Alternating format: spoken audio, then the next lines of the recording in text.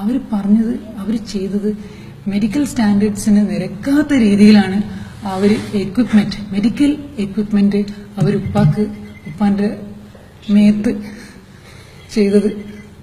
Okay, അതിൽ കൂടുതൽ എനിക്ക് ഉപ്പാന്നല്ലാതെ എനിക്ക് ഒരു ബോഡി അങ്ങനെ പറയാൻ എനിക്ക് പറ്റൂല. അതുകൊണ്ട് ഞാൻ ഉപ്പാന്റെ മേത്ത് എന്ന് പറയുന്നത്. അവർ യൂസ് ചെയ്ത എക്വിപ്മെന്റ് ഒരു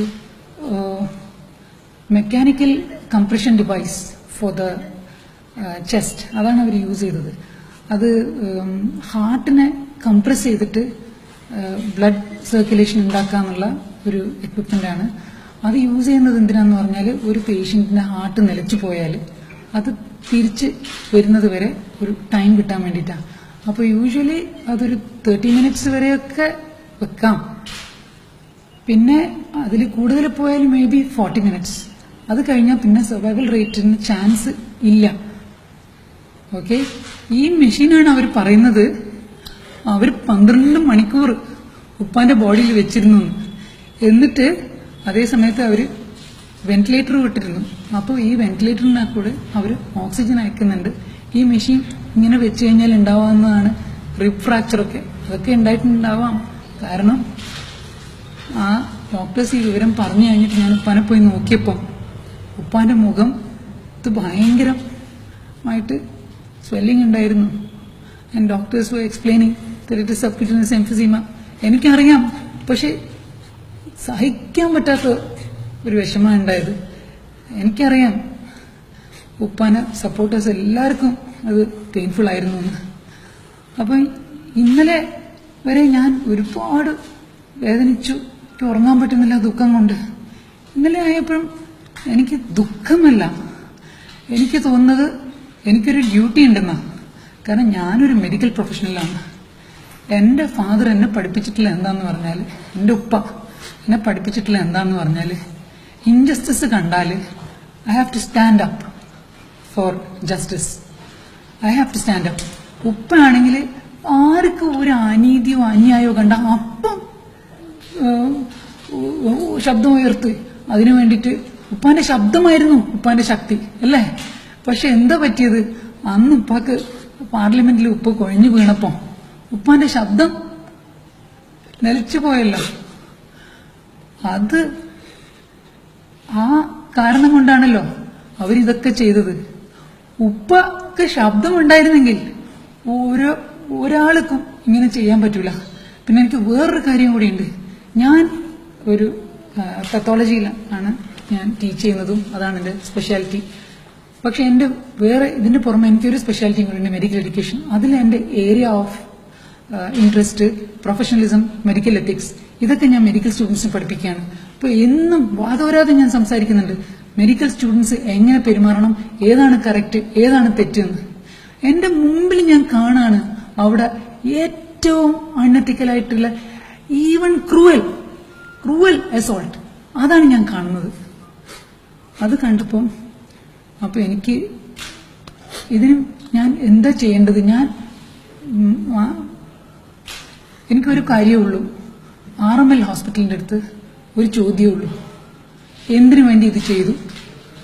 ഓരോ സ്റ്റെപ്പും അവരെന്തിനു വേണ്ടി ഇത്ര മണിക്കൂർ, ആ മെഷീനിൽ ലൂക്കാസ് എന്ന പേരുണ്ട്, ഓട്ടോപൾസ് എന്ന പേരുണ്ട്, ആ മെഷീനിൽ എന്തിന് ഇത്ര മണിക്കൂർ ഇട്ടു? അവര് എവിടുന്നാണ് അവർ ഈ ജഡ്ജ്മെന്റ് എടുത്തത്? എന്തുകൊണ്ട് ഫാമിലി മെമ്പേഴ്സ് പുറത്തിരുന്ന് യാചിച്ചുകൊണ്ടിരിക്കുന്ന, വളരെ മിതഭാഷയിൽ യാചിച്ചുകൊണ്ടിരിക്കുന്ന ഫാമിലി മെമ്പേഴ്സിനോട് അവർ ഡിസ്കസ് ചെയ്തില്ല? ആൻഡ് ഫാമിലി മെമ്പേഴ്സിന് കുറച്ച് വിവരവുമുണ്ട്. ഹെൽത്ത് കെയർ പ്രൊഫഷണൽസ് ആണ് family members. So health care പ്രൊഫഷനിൽ വർക്ക് ചെയ്യുന്ന പ്രൊഫഷണൽസ് ഇങ്ങനെ ചെയ്യുന്നതിനെ പറ്റിയിട്ട് എനിക്ക് ഉറപ്പാണ് ഇന്ത്യയിലുള്ള എല്ലാ ഹെൽത്ത് കെയർ പ്രൊഫഷണൽസും ലജ്ജിക്കും ഇവരുടെ ഈ ആക്ഷൻസിന്. അതുകൊണ്ട് RML ഇതിനൊരു വിശദീകരണം തരണം. ഈ വിശദീകരണം കേട്ടിട്ട് മാത്രമേ ഇനി വേറൊരാൾക്ക് ഇങ്ങനെയൊന്നും വരില്ല എന്നുള്ള ഉറപ്പ് നമുക്ക് വരുത്തിക്കാൻ പറ്റുള്ളൂ. എനിക്ക് ഉറപ്പാണ് ഉപ്പ ഇതിനെ ചെയ്തിട്ടുണ്ടാകുന്ന, എനിക്ക് യാതൊരു സംശയവുമില്ല. അതുകൊണ്ട് ഇവർ വന്ന് നിർബന്ധിച്ചപ്പോൾ ഞാൻ തീരുമാനിച്ചു, I'm going to talk, I'm going to say. ഇന്ന് ഞാൻ പറഞ്ഞില്ലെങ്കിൽ എന്റെ ജീവിതം മുഴുവനും എനിക്ക് ഫോർഗീവ് ചെയ്യാൻ പറ്റൂല എന്നോട്.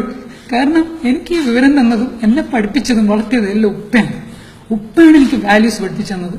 അപ്പൊ പിന്നെ ഒരു അന്യായം അത് ഉപ്പാന്റെ മേത്ത് ചെയ്ത് കണ്ടാൽ I have to make sure that it's not repeated. I have to make sure. Actually അവിടെ ഉള്ളപ്പോൾ തന്നെ എൻ്റെ ഹസ്ബൻഡ് അവിടെയുള്ള ജൂനിയർ ഡോക്ടേഴ്സിന്റെ അടുത്ത് അടുക്ക് വെച്ച് യാതൊരു നിവൃത്തിയില്ലാതെ ആയപ്പം 12 മണിയായ സമയത്ത് എൻ്റെ ഹസ്ബൻഡ് ചോദിച്ചു, നിങ്ങൾ ഈ പറയുന്നത്, നിങ്ങൾ ഈ ചെയ്യുന്നത് ശരിയാണോ? നിങ്ങളൊന്ന് ആലോചിച്ചത്, നിങ്ങളെ ഫാദർ അവിടെ കിടക്കാൻ നിങ്ങളൊന്ന് ആലോചിച്ചു നോക്കും പറഞ്ഞപ്പം അവിടുത്തെ ഡോക്ടേഴ്സ് എല്ലാം തല കുനിച്ച്, ചിലവരൊക്കെ ഉയർത്ത് കുളിക്കുന്നുണ്ട്. 2-3 ജൂനിയർ ഡോക്ടേഴ്സ്. അവർ പറയുന്ന ആ സമയത്തൊക്കെ ഞാൻ പകച്ചു നിൽക്കുകയായിരുന്നു, ഞാൻ ഒരു വാക്കും പറഞ്ഞിട്ടില്ല. അപ്പോൾ എനിക്ക് ഇപ്പോഴെങ്കിലും എന്തെങ്കിലും ചെയ്യണം, എന്തെങ്കിലും എല്ലാവരുടെ അടുത്തും അറിയിക്കണം, ഇത് ശരിയല്ല. അതുകൊണ്ട് RMLന്റെ അടുത്ത് എനിക്ക് ഈ ക്വസ്റ്റ്യൻ ഉണ്ട്, അത്രേ ഉള്ളൂ പറയാം. പിന്നെ ഒരു കാര്യം കൂടിയുണ്ട്, എനിക്ക് ഒരിക്കലും നന്ദി പറഞ്ഞാൽ തീരൂല. അതുപോലെയാണ് നമ്മളെ ജനങ്ങൾ ഉപ്പാനോടുള്ള സ്നേഹം കാണിച്ചത്. ഞാൻ വിചാരിച്ചതിന്റെ 10 മടങ്ങ് ആണ് അവര് കാണിച്ച സ്നേഹം. അതില് എനിക്ക് ഒരുപാട് നന്ദിയുണ്ട്. അത് ഏറ്റവും ഏതെല്ലാം ലെവലിലുള്ള ഏതെല്ലാം ഭാഗത്തുള്ള ആൾക്കാർ ഏതെല്ലാം, അത് ഇന്ന പാർട്ടി, ഇന്ന ഗ്രൂപ്പ്, ഇന്ന മതം, അങ്ങനെ യാതൊരു വ്യത്യാസമില്ല. അതാണ് ഉപ്പാന്റെ പ്രത്യേകത. അതുപോലെ തന്നെ ആൾക്കാരത് കാണിക്കുകയും ചെയ്തു. അത് ഇവിടുന്ന് മാത്രമല്ല, ഡൽഹിയിലും അതേപോലത്തെ റെസ്പോൺസ് തന്നെയാണ് കിട്ടിയത്. എല്ലാവരും കരഞ്ഞുകൊണ്ടാണ് വന്നത് ഉപ്പാന്റെ ഈ വാർത്ത കണ്ടിട്ട്. എല്ലാവരും ഏറ്റവും മുകളിൽ തൊട്ടിട്ട് ഏറ്റവും താഴെ വരെയുള്ള ആൾക്കാർ ഡൽഹിയിൽ നിന്ന് വന്നിട്ടുണ്ടായിരുന്നു. അതുകൊണ്ട് അതിനെനിക്ക് നന്ദിയുണ്ട്. മീഡിയ ആണെങ്കിൽ നമ്മളെടുത്ത് നിന്ന് പലതും അറിയാൻ വേണ്ടി ആഗ്രഹിച്ചിട്ടുണ്ടാവും. പക്ഷെ അവര് 3 ദിവസം നമുക്ക് സമയം തന്നു, നമ്മളെ ബുദ്ധിമുട്ടിക്കാതെ. ഇന്നാണ് അവർ ചോദിക്കാൻ തുടങ്ങിയത്. ഒരുപാട് ചോദിക്കാൻ തുടങ്ങിയപ്പം എനിക്ക് തോന്നി ഉപ്പ ചെയ്യുമായിരുന്നു എന്താന്ന് വെച്ചാൽ ഞാനും ചെയ്യണമെന്ന്. അപ്പം അത്രയേ ഉള്ളൂ എനിക്ക് പറയാൻ.